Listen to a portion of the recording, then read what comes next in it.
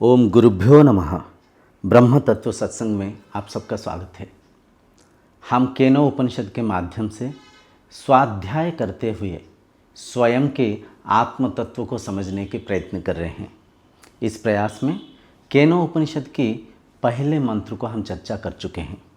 आप अगर उस वीडियो को नहीं देखे होंगे, कृपया विधिवत क्रम संख्या 1 से इन उपनिषद के वीडियोस को देखिए, ताकि इन गहरी बातों को आप सहजता से समझ पाएं। पहले मंत्र में शिष्य गुरुजी से प्रश्न पूछे थे, केने शितम पतति प्रेषितम मनः, केने प्राण प्रथम प्रेति युक्तः, केने शितम वाचमीमां वदन्ति चक्षु श्रोत्र कौदेव युनक्तिः। हे गुरुदेव, कौन से शक्ति के आधार से मन चिंता चिंतन कर पाता है, मन में वृत्ति जागृत होता है, मन के उन वृत्ति को कौन शक्ति देख रहे हैं? ये जो शरीर में प्राण शक्ति परिचालन हो रहा है, इस प्राण शक्ति के आधार कौन है? ये जो जिह्वा वाणी को उच्चारण कर रहा है, कौन सी शक्ति के माध्यम से, आधार से यह जिह्वा वाणी को उच्चारण कर पा रहा है? आँख कान को कौन देवता विनियोग कर रहे हैं? वह शक्ति कौन है गुरुदेव? कृपया मार्गदर्शन करें, कृपया हमें समझाएं। ये शिष्य के प्रश्न था। उत्तर स्वरूप गुरुदेव समझाते हैं, श्रोत्रस्य श्रोत्रा मनसो मनोया, वाचोह वाचौ सौ प्राणस्य प्राण, चक्षुर्सचक्षुरतिमुच्य धीरा, प्रेत्यास्मलोकामृतं भवन्तु, प्रेत्यास्मलोकामृतं भवन्तु। गुरुदेव शिष्य को समझा रहे, श्रोत्रस्य श्रोत्रा, वह शक्ति कान के कान है। श्रोत्र मतलब कान, श्रोत्रस्य श्रोत्रा, वो कान से भी बड़ा है, कान को विनियोग करने वाला शक्ति है, कान की कान है। मनसो मनोया, वह मन के मन है, मन के साक्षी है, वह शक्ति मन के दृष्टा है। मनसो मनया सौ वाचो वाचों, वह वाक्य के वाक्य है, वह शक्ति वाक्य को शक्ति संचारित करने वाला वाक्य का भी वाक्य है। प्राणस्य प्राण, वह प्राण के प्राण है, प्राण के आधार है। प्राण के प्राण मतलब जैसे शरीर के आधार प्राण शक्ति है, वैसे ही वह शक्ति प्राण शक्ति का भी प्राण है, प्राण शक्ति का आधार है। चक्षु सचक्षु अतिमृच्य धीरा, आँख का आँख, इंद्रियों की इंद्रिय वह शक्ति है। ये संसार में जो भी धी पुरुष मतलब जो भी साधक, जो भी संत, जो भी साधु, जो भी ब्रह्मानुभूति करने के इस आध्यात्मिक मार्ग में है, जो भी धी पुरुष उस शक्ति को पहचान लेते हैं, वह इस संसार में अजर अमरत्व को, अविनाशी आत्म तत्व को प्राप्त होते हैं। वो अजर बन जाते हैं, अमर बन जाते हैं। श्रोत्रस्य श्रोत्रा मनसो मनोया, वाचोह वाचो सौ प्राणस्य प्राण, चक्षु सचक्षु अतिमुच्य धीरा, प्रेत्यास्मलोकाम अमृतम भवन्तु। इस प्रेत लोक में वह अमृत पान किया हुआ जैसे अजर अमर अविनाशी बन जाएंगे। आध्यात्मिकता कोई छोटी मोटी भौतिक वस्तु पदार्थ पाने के प्रयास नहीं है। आध्यात्मिकता इतना बड़ा चीज़ है, आध्यात्मिकता इतना बड़ा मार्ग है, जिस मार्ग में चलते हुए आप अजर अमर अविनाशी बन सकते हैं। बन सकते हैं तो बोलना गलत होगा। आप अजर ही है, आप अमर ही है, आप अविनाशी है, परंतु देह भाव से, ज्ञान के अभाव से स्वयं को सीमित शरीर मानकर मृत्यु के प्रति डरते रहते हैं। संसार के बंधनों में, मोह रूपी बंधन में आप बंधे हुए दुखी होते रहते हैं। दुख की केवल एक ही कारण, वह सत्य को ना समझना, स्वयं के तत्व को ना समझना ही दुख के कारण है। तो इस मंत्र के जो तात्पर्य है, जो गहरी अर्थ ये है, हे शिष्य, जिस शक्ति को तुम समझने के प्रयत्न कर रहे हो वह शक्ति कान से ऊर्ध्व में है। कान को एक वस्तु के रूप में विनियोग कर रहे हैं, मतलब जो शरीर के इंद्रियां हैं उन तमाम 5 ज्ञानेंद्रियां, 5 कर्मेंद्रियों को वह शक्ति ही विनियोग कर रहे हैं।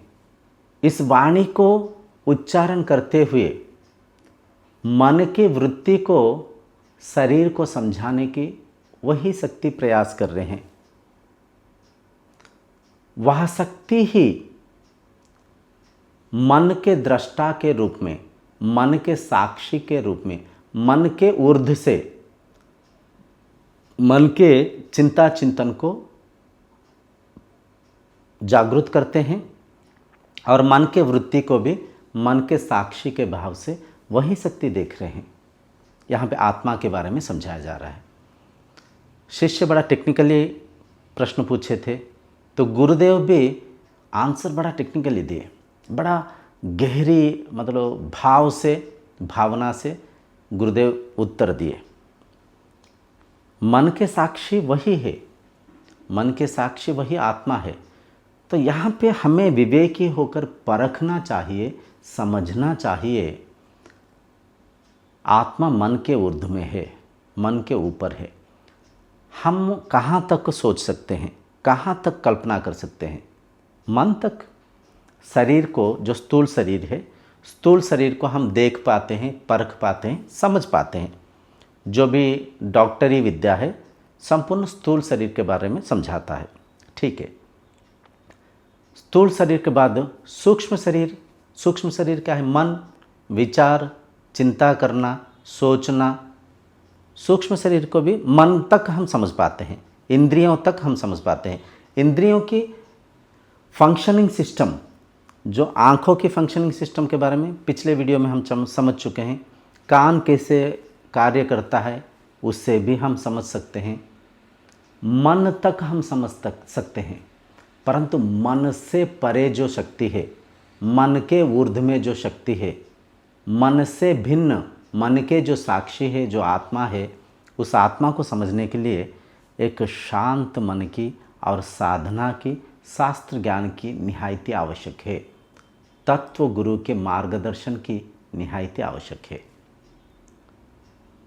तो मन से ऊर्ध्व जो शक्ति है वह ब्रह्म है और वह आप स्वयं है। क्या मन के विचारों को आप देख पाते हैं? जो भी आप सोचते हैं, क्या उस सोचती हुई, परखती हुई उन विचारों को आप देख पाते हैं? मैं कहा एप्पल, क्या एप्पल के फोटो आपके मन में जागृत हुआ? निश्चय। मैं कहा कौवा, कौवा के फोटो क्या आपके मन में जागृत हुआ? निहायती। मैं कहा गुलाब के फूल, क्या गुलाब के फूल के फोटो आपके मन में जागृत हुआ? निश्चय हुआ। अगर गुलाब के फूल, कौवा, एप्पल, इन तमाम फ़ोटो को आप देख पा रहे हैं तो ये जो फ़ोटो है, ये जो वृत्ति है, आपसे अलग है। आँख कैमरा से अलग है, तभी आँख कैमरा को देख पा रहा है। आँख संसार के हर एक वस्तु पदार्थ को देख पा रहा है, परंतु आँख स्वयं को नहीं देख पाता है। क्यों नहीं देख पाता है? आँख दृष्टि शक्ति के विषय है। विषय को वस्तु के रूप में, नित्य पदार्थ को अनित्य अनुभव के माध्यम से नहीं देख सकते। तो यहाँ पे इस गहरी बात को समझाया जा रहा है। अगर विचारों को आप देख पा रहे हो तो विचारों से जो परे जो शक्ति है, जो तत्व है, जो आत्मा है, वह आप स्वयं है, वह मैं स्वयं हूँ। तो मन में जो भी चिंता जागृत हो रहा है, मन के जो साक्षी है वो मन से ऊर्ध्व में, मन से परे रहते हुए उन विचारों को देख रहे हैं। सूत्रस्य सूत्र मनसो मनोया वाचो वाचो वाचो वाचः। मानो मतलब जो ओठ जीभ टकराते हुए जो ध्वनि उत्पन्न हो रहा है वह भाषा मन का ही भाव है। जो मन में हम चिंतन करते हैं उससे भाषा के माध्यम से अन्य शरीर को समझाने के प्रयत्न करते हैं। तो उसी आत्मशक्ति के आधार से मन चिंतन कर पा रहा है, मन वृत्ति कर पा रहा है, विचार कर पा रहा है। उस वृत्ति को, उस विचार को ही हम जेहेतु वाणी के माध्यम से अन्य को समझा रहे हैं, तो वाणी का भी इस जिह्वा जो शब्द को, जो भाषा को उच्चारण कर रहा है, इस भाषा का भी आधार वह ब्रह्म ही है, आप स्वयं ही है। वाचो हो वाचो सौ प्राणस्य प्राण, प्राणशक्ति का भी आधार वह ब्रह्म है, वह आत्मा है। प्राण का प्राण है, प्राण का प्राण। जैसे प्राण शक्ति यह शरीर को छोड़ दें तो शरीर सब पलट जाता है, शरीर का मृत्यु हो जाता है। ठीक वैसे ही आत्मा रूपी आप जब वह प्राण शक्ति को छोड़ देते हैं, प्राण का मृत्यु हो जाता है, प्राण मर जाता है। प्राण इस शरीर को संचारित करने में क्षमता को क्षय कर देता है, अक्षम हो जाता है, प्राण शक्ति मर जाता है। तो प्राणस्य प्राण, वह शक्ति प्राण का भी प्राण है। उस शक्ति को पहचानना ही इस जीवन के उद्देश्य है। उस शक्ति को जब तक आप नहीं पहचानेंगे, मिथ्या में ही जिएंगे, मिथ्या दुख ही देगा, मिथ्या अशांति ही देगा, मिथ्या आपको बंधनों में बांधेगा। तो माया को अगर जीतना चाहते हैं, मिथ्या से ऊर्ध्व में अगर जाना चाहते हैं, धी पुरुष अगर बनना चाहते हैं, इन तमाम बातों को गहराई से परखिए, समझिए, मन में बिठा लीजिए और साधना करिए, साधना करिए। जब उस प्राण शक्ति के आधार को, मन के आधार को, वाणी के आधार को, इंद्रियों को परखने वाला मन के साक्षी को आप समझ लेते हैं, परख लेते हैं, जीवन धन्य हो जाता है, मन मुक्त हो जाता है, मन तृप्त हो जाता है। तो ये जो द्वितीय मंत्र है, दूसरा मंत्र, इस मंत्र के निष्कर्ष ये है, वह आत्मशक्ति या तो वह ब्रह्म शक्ति या तो आप स्वयं, कुछ भी कहिए, एक ही है। तो वो शक्ति कान के कान है, इंद्रियों के इंद्रियां है, इंद्रियों के स्वामी है, मन के स्वामी है, प्राण शक्ति के प्राण है। उस शक्ति को समझना, उस शक्ति को अनुभव के माध्यम से साक्षात उस शक्ति को अनुभव करना ही जीवन के उद्देश्य है, इस साधना के उद्देश्य है। तो आज की सत्संग को यहीं पे विराम देंगे। आगामी सत्संग में केनो उपनिषद की तृतीय मंत्र को माध्यम करते हुए हम स्वाध्याय करेंगे, स्वयं के आत्म तत्व को समझने के प्रयास करेंगे। ओम शांतिर्भवतु।